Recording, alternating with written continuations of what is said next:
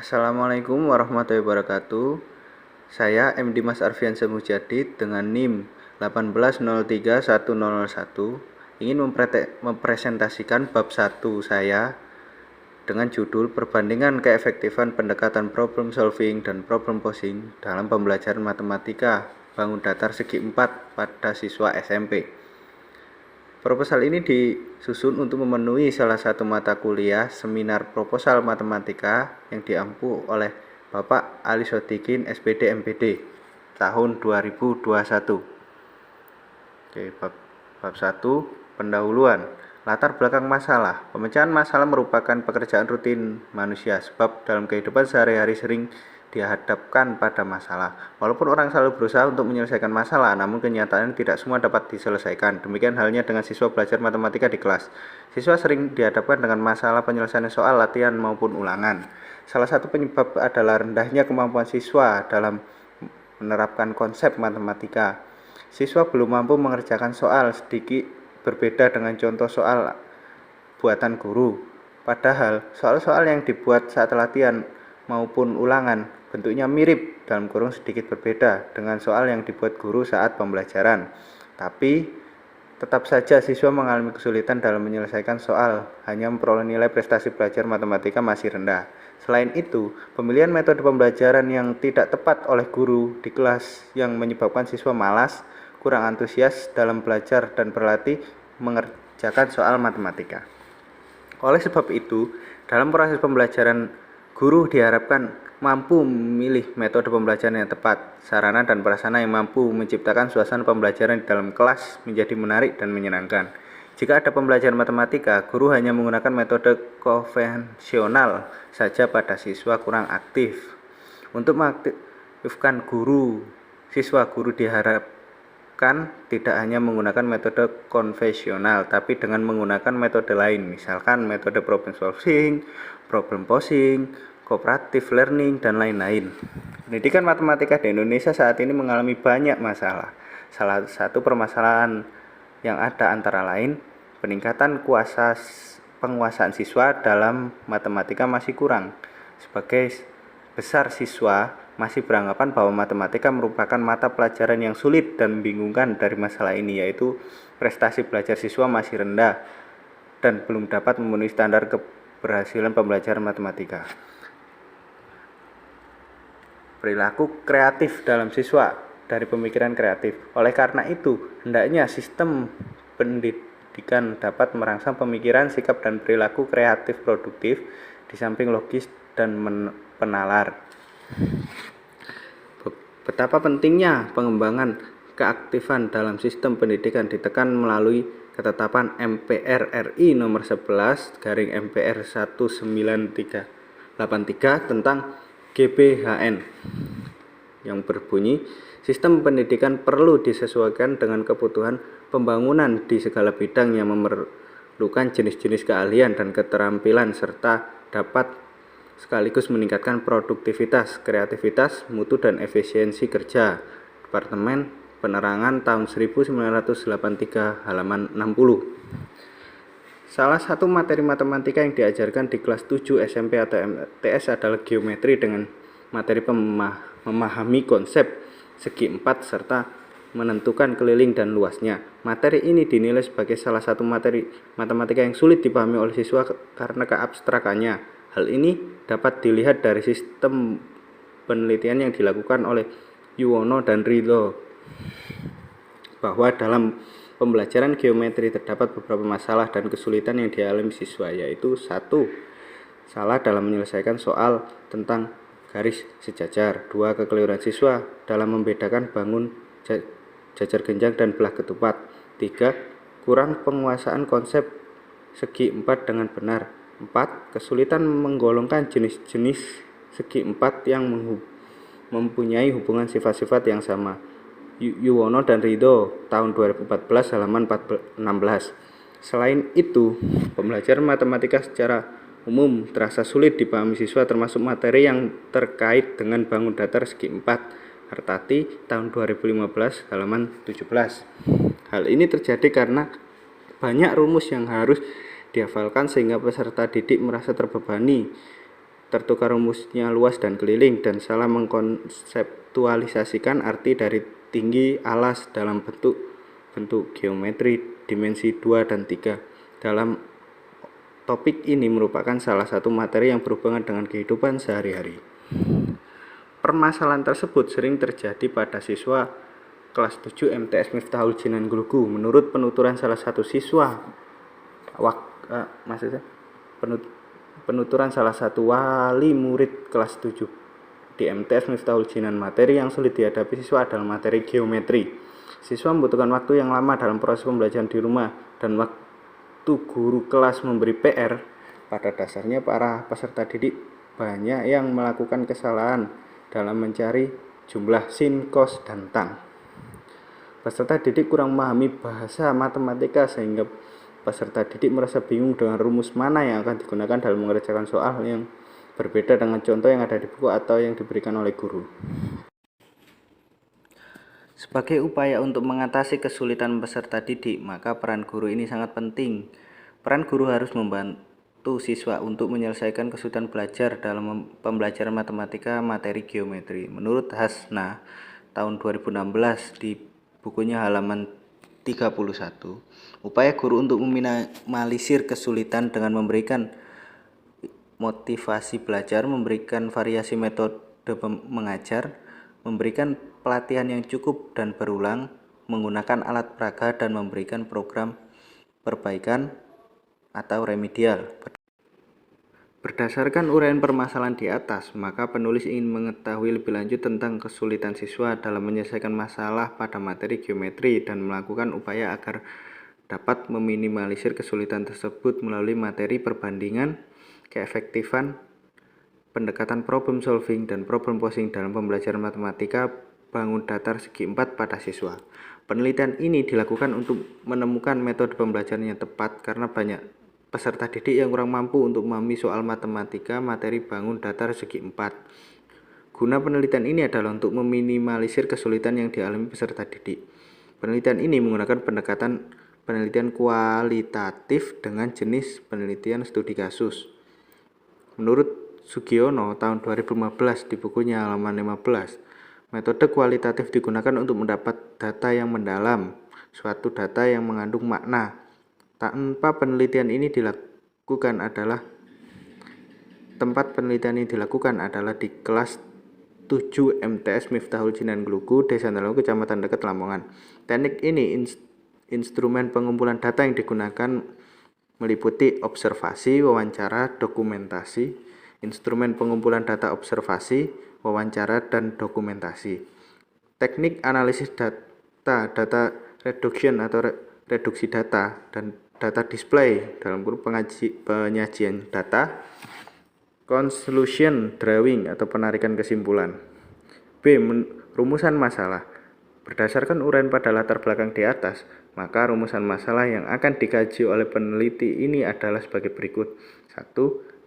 Apa saja kesulitan yang dialami peserta didik dalam materi bangun datar segi 4. 2. Metode apa yang dapat dilakukan untuk meminimalisir kesulitan peserta didik kelas 7 MTS Miftahul Jinan Glugu dengan materi bangun datar segi 4. C. Tujuan penelitian. Adapun tujuan penelitian ini adalah untuk mengidentifikasi kesulitan-kesulitan yang dialami peserta didik kelas 7 MTS Miftahul Jinan Glugu pada materi bangun datar segi 4. 2. Membantu guru menemukan metode yang tepat dalam upaya untuk meminimalisir kesulitan yang dialami peserta didik kelas 7 MTS Miftahul Jinan Glugu pada materi bangun datar segi 4. D. Manfaat penelitian. Adapun manfaat dari penelitian ini adalah 1. Manfaat teoritis, yaitu A. Memberikan pemahaman dan informasi kepada siswa mengenai model pembelajaran Measure Mathematics Project dalam kemampuan berpikir kreatif siswa. B. Memberikan kontribusi pada strategi pembelajaran matematika yang berupa perpindahan dan pembelajaran langsung atau konvensional yang hanya bersifat monoton, menunjukkan pembelajaran yang lebih kreatif, motivatif, dan menyenangkan. Manfaat praktis bagi siswa, meningkatkan kemampuan berpikir kreativitas matematis siswa. C. Bagi peneliti, dapat memperoleh pengalaman dan juga dapat membantu peserta didik serta tenaga pendidik untuk mengatasi kesulitan pada materi bangun datar segi 4. Bab 2, yaitu hasil penelitian terdahulu. Yaitu suatu penelitian tidak lepas dari penelitian lain. Penelitian akan menguraikan beberapa penelitian terdahulu yang ada kaitannya dengan penelitian yang akan dilakukan. Beberapa penelitian tersebut adalah seperti yang pertama, penelitian Halida Eka Nur Mutia tahun 2019 dengan judul Pengaruh Gaya Kognitif Terhadap Kemampuan Pemecahan Masalah Matematis Siswa. Penelitian ini bertujuan untuk mengetahui pengaruh gaya kognitif terhadap kemampuan pemecahan masalah matematis siswa. Penelitian dilakukan di SMP 2 Rembang dengan subjek 32 siswa kelas 7. Metode penelitian yang digunakan adalah metode survei dengan pendekatan kuantitatif. Adapun hasil penelitian yang diperoleh adalah terdapat hubungan positif yang kuat antara gaya kognitif dan kemampuan pemecahan masalah matematis siswa, ditunjukkan dengan nilai koefisien korelasi R sama dengan 0,636. Selain itu, gaya kognitif dipengaruhi terhadap pengaruh pemecahan masalah matematis siswa sebesar 4,5% melalui hubungan linear Y sama dengan 3,703 plus 0,512X. Nah, hasil penelitian yang kedua yaitu dari Anisatul Farida MPD tahun 2016 dengan judul Analisis Mikrosepsi Siswa Terhadap Simbol dan Istilah Matematika pada Konsep Hubungan Bangun Datar Segi 4 melalui permainan dengan alat praga, ya kan? Dan hasil dari metode penelitian ini adalah peneliti yang diperoleh adalah siswa lebih memahami konsep segi 4 dengan metode pembelajaran yang bersifat menyenangkan menggunakan alat peraga berupa benda-benda konkret serta siswa aktif dalam pembelajaran. Lalu penelitian yang ketiga adalah dari Pendawi Dwi Herdani dan Novisita Ratu tahun 2018 dengan judul Menyelesaikan Open-Ended Problem pada Materi Bangun Datar Segi 4. Nah, dari hasil penelitian ini juga diperoleh bahwa siswa memiliki karakter yang berbeda-beda dan tingkat kemampuan berpikir kreatif yang berbeda-beda pula dalam penangkapan materi yang disampaikan oleh guru. Yang keempat adalah dari Rifatul Mahmuza tahun 2015 dengan judul Peningkatan Kemampuan Berpikir Kritis Matematis Siswa SMP melalui pendekatan problem posing.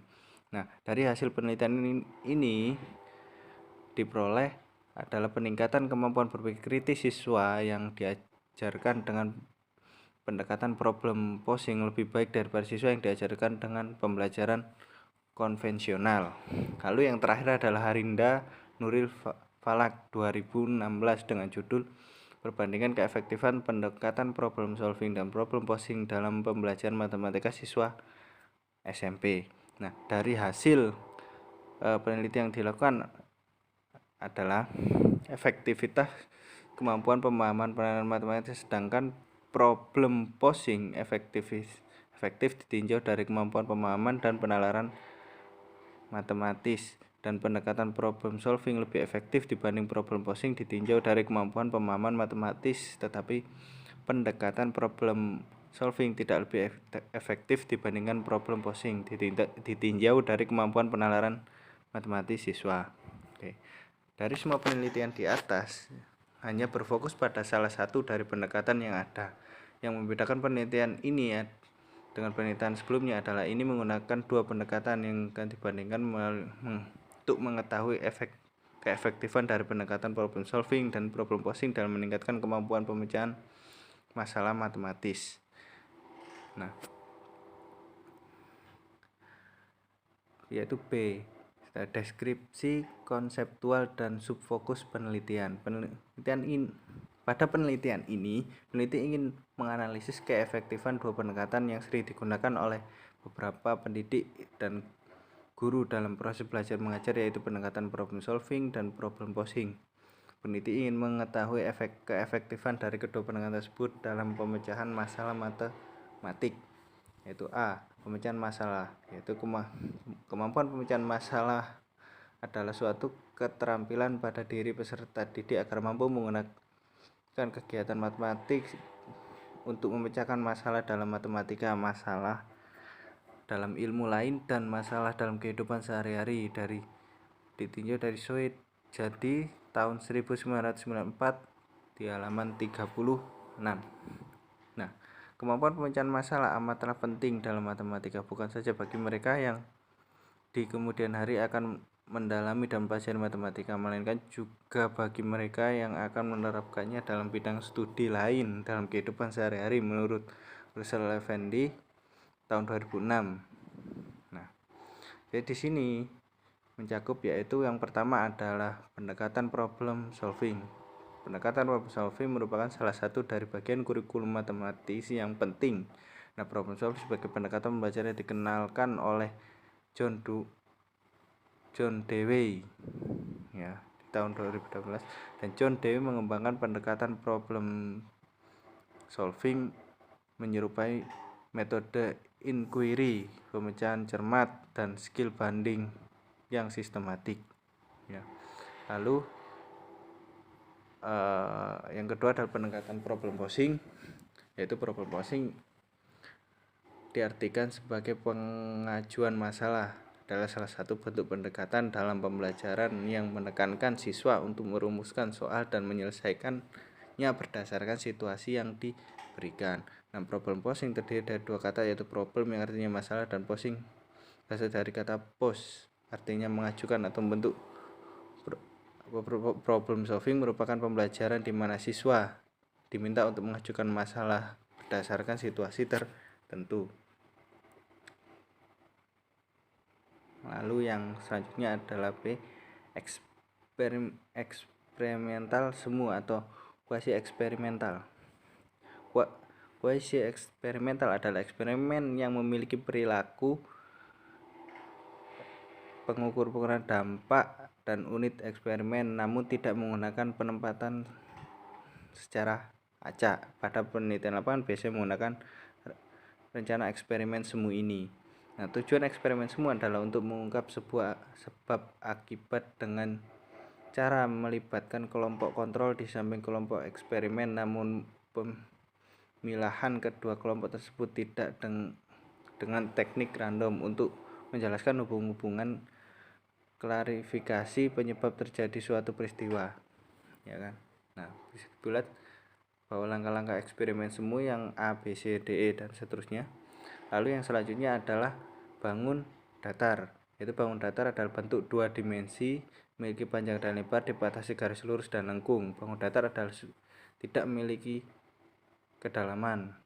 Nah, memahami tentang bangun datar adalah penting untuk menghitung luas, keliling, dan volume dengan lebih mudah. Bangun datar adalah bangun yang punya dua dimensi, yaitu panjang lebar, tapi tidak punya tinggi dan tebal, dijelaskan oleh Ahri Rajahu tahun 2008 ya. Nah, ini selanjutnya yang telah dilakukan oleh peneliti serupa baik dengan peneliti problem solving, problem posing, dan bangun datar. Pada penelitian ini akan kita dibahas ketiganya, di mana akan menggunakan metode itu untuk pembelajaran terlebih dahulu. Lalu tes kemampuan matematik yang selanjutnya sinyal tersebut akan dibandingkan. Nah, ini adalah kerangka berpikir ya untuk penelitian. Oke, ini untuk bab 3-nya. Karena waktunya terbatas, jadi mungkin saya nggak bisa membahas semuanya. Jadi mungkin ini sekian dulu dari saya. Bila ada salah kata atau ucapan yang kurang berkenan, saya mohon maaf. Wassalamualaikum warahmatullahi wabarakatuh.